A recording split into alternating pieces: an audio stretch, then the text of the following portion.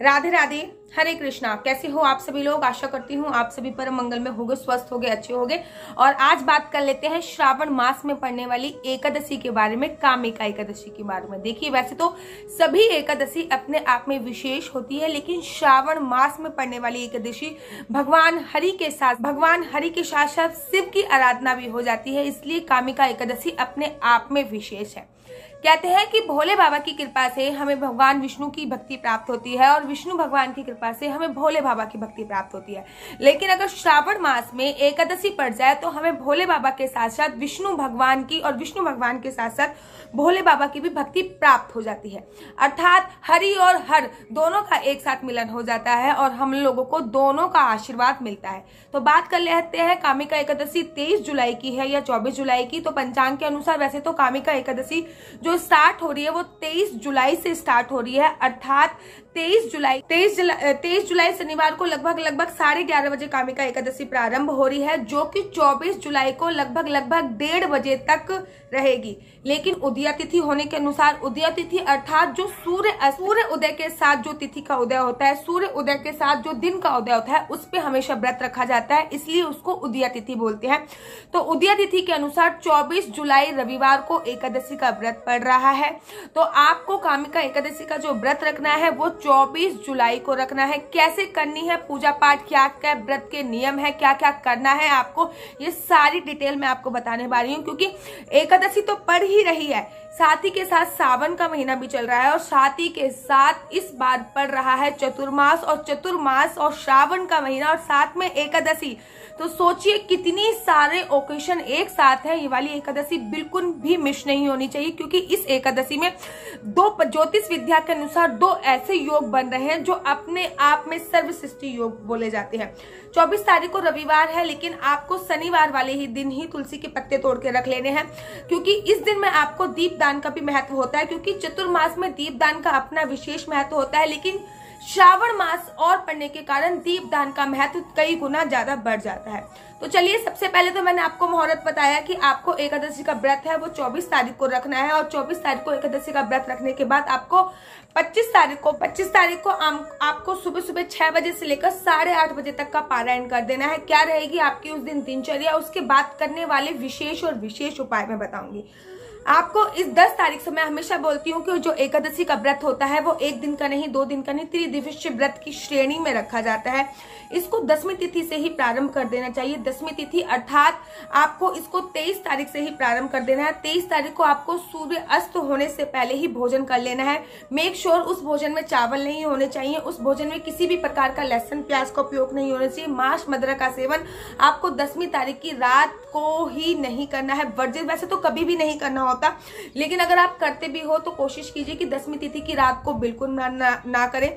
सुबह 24 तारीख को जिस दिन एकादशी है, सुबह ब्रह्म मुहूर्त में उठना है। उठने के तत्पश्चात मैं हमेशा बोलती हूँ कि गंगा जल डाल के स्नान करना है। अगर गंगा जल नहीं है तो आज इस बार मैं आपको कोई ऑप्शन नहीं बताऊंगी, इस बार केवल गंगा जल डालकर ही स्नान करना है। क्यों गंगा जल डाल के स्नान करना है? क्योंकि श्रावण का महीना भी चल रहा है और मैं चाहती हूँ कि आपको भगवान हरि के साथ साथ भगवान शंकर जी का भी सानिध्य प्राप्त हो, आशीर्वाद प्राप्त हो। इसलिए मैं हमेशा बोलती हूँ जा सकता है, लेकिन इस बार केवल और केवल गंगा जल डाल के ही स्नान करना है। स्वच्छ कपड़े पहने हैं, पीले भी कपड़े पहन सकते हैं आप और हरे कपड़े भी पहन सकते हैं। मैं पहली बार आपको बता रही हूँ कि आप हरे कपड़े भी पहन सकते हैं, क्योंकि श्रावण मास भी चल रहा है।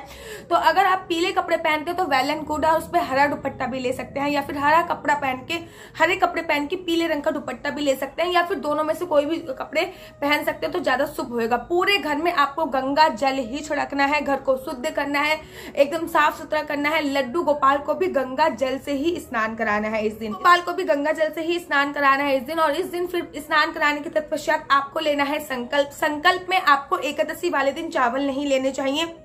मेक श्योर संकल्प में चावल लिए जाते हैं।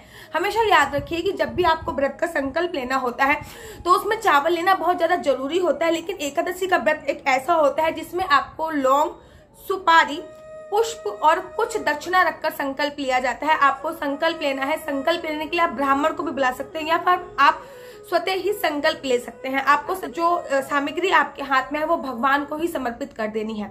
आपको एकादशी की व्रत की महात्म पढ़ना है, आपको एकादशी के व्रत का कथा पढ़ना है। ब्रह्म वैवर्त पुराण में ऐसा आया है कि जो व्रत भी ना रखे लेकिन फिर भी महात्म या कथा पढ़ लेता है तो उसको अश्वमेध यज्ञ का फल प्राप्त होता है। तो सोचिए कि एकादशी, कामिका एकादशी के व्रत का कितना महत्व होता है और उसकी कथा का तो अनंत गुना महत्व है। इस दिन आपको एक अखंड ज्योत अवश्य जलानी है और अखंड ज्योत हमेशा लाल कलावे की मैं हमेशा बोलती हूँ। मैं हर एकादशी पर अखंड ज्योत जलाने की बोलती हूँ, लेकिन चतुर्मास में पड़ने वाली एकादशी पर अखंड ज्योत जलाने का अपना एक विशेष महत्व होता है। इस बार जब आप अखंड ज्योत जला रहे हो तो मेक श्योर कि उसमें आप तिल का तेल या फिर देसी घी यूज कीजिए। मैं हमेशा बोलती हूँ कि जब आप तिल के तेल की अखंड ज्योत जलाते हो तो उसमें काले वाले तिल जरूर डालें, या फिर देसी घी की भी आप अखंड ज्योत जला रहे हो तो उसमें काले वाले तिल अवश्य डालिए।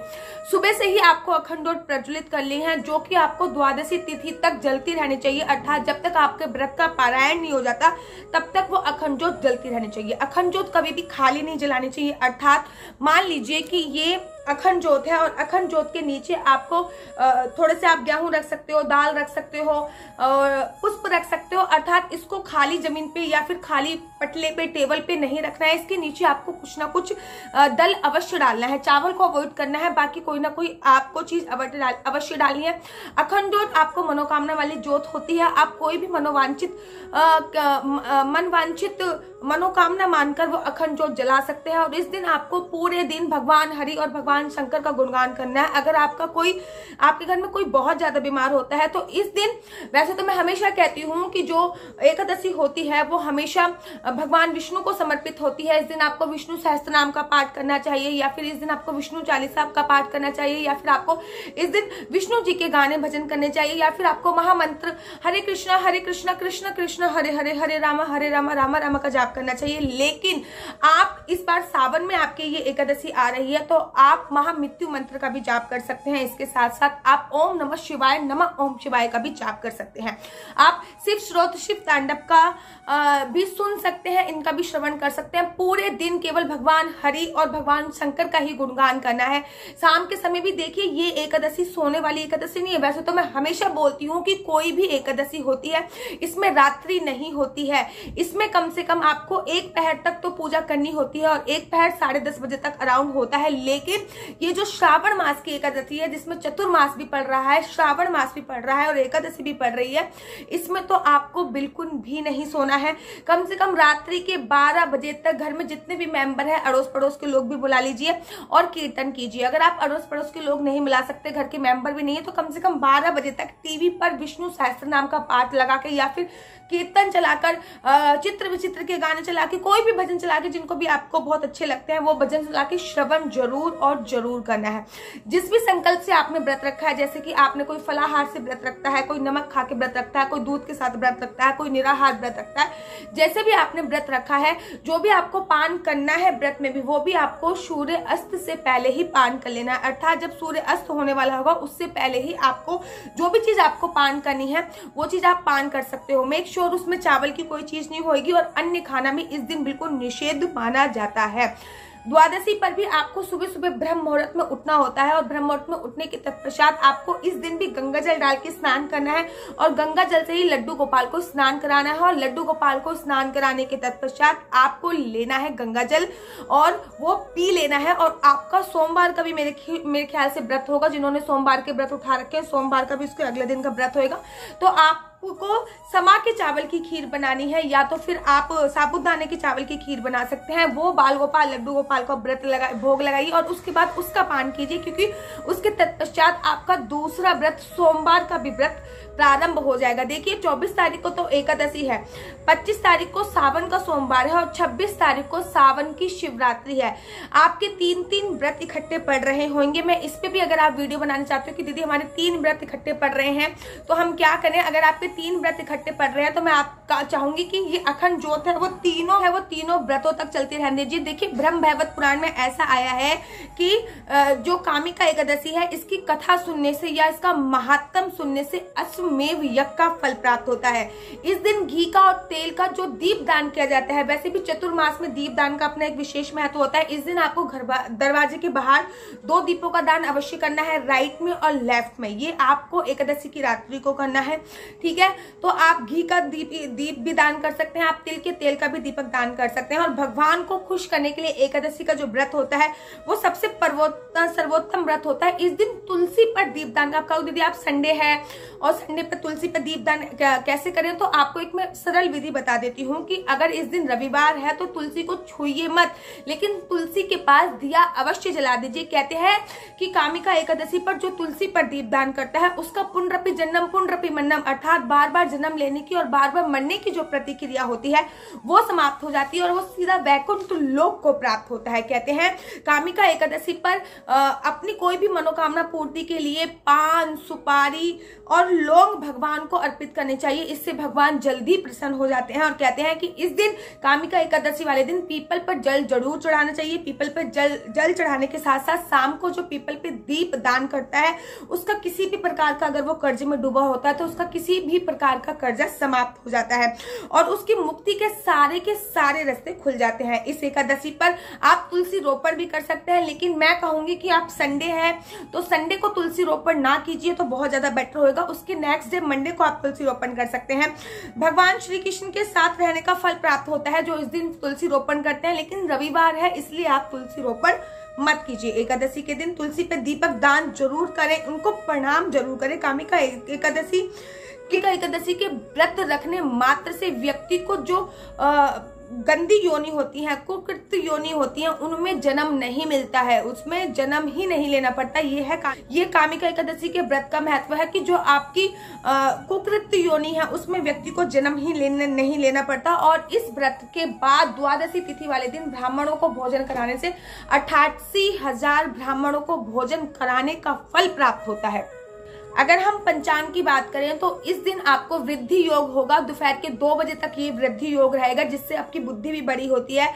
और इस वृद्धि योग में आपको पूजा अर्चना वंदना बहुत ज्यादा करनी चाहिए। उसके बाद ध्रुव योग आरंभ रहेगा। आप लोगों को पता है कामिका एकादशी वाले दिन रोहिणी नक्षत्र भी पड़ रहा है और रोहिणी नक्षत्र के साथ साथ मृग ऋषा नक्षत्र भी पड़ रहा है और सौम्या नाम के 2 शुभ योग भी इस दिन रहने वाले हैं। और साथ ही के साथ एक महान योग जो कि बहुत दिनों बाद पड़ता है वो रात्रि के समय है। इसलिए मैं कह रही हूँ कि ये एकादशी सोने वाली एकादशी नहीं है, ये एकादशी भगवान का नाम जपने वाली एकादशी, ये एकादशी भगवान के नाम का सिमरन करने वाली एकादशी है। ये रात को एक कर योग पड़ रहा है जो कि अगले दिन तक रहेगा, इसलिए रात को आपको पूजा अर्चना वंदना जरूर करनी है और भगवान शिव की भी पूजा अर्चना वंदना करनी। इससे आपको व्रत के फल जो होता है वो 2 गुना ज्यादा मिलकर बढ़ता है। कामिका एकादशी की रात विष्णु भगवान के मंदिर में अगर आप दीप दान कर देते हैं, अर्थात वो मैं अखंड जोत जलाने की जो बात कर रही हूँ वो अगर पूरी रात जलती रहती है तो आपके पितरों को स्वर्ग प्राप्त होता है तथा वो 100 करोड़ दीपक से प्रकाशित होकर सूर्य लोक में जाते हैं। कामिका एकादशी के व्रत का महत्व